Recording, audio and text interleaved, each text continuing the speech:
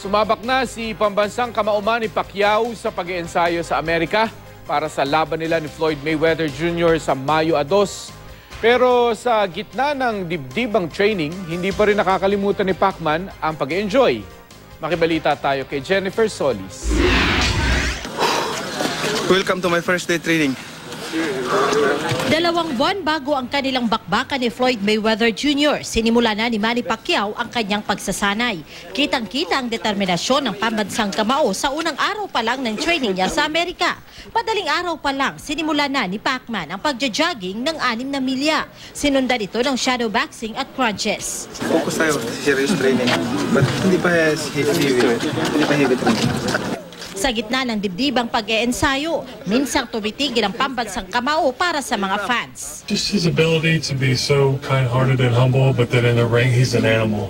Matapos ang training, sandaling nagpahinga ang pambansang kamao sa loob ng kanyang sasakyan. Dito nakipagkwentuhan siya sa isa sa mga katiwala niya tungkol sa Biblia. That's what the Bible says. Be careful that you do not become proud when you eat, when you satisfy, when your herds multiplied in everything. Pagsapit ng hapon, agad na tumuloy sa wildcard gym ang Team Pacquiao para ipagpatuloy ang light training. Pero naging mahigpit ang pamunuan ng wildcard gym sa pagpapasok sa mga tao. Pag-uwi sa kanyang bahay, binawi ni Pacman ang pagod sa training sa pagpapamasahe at pagkain.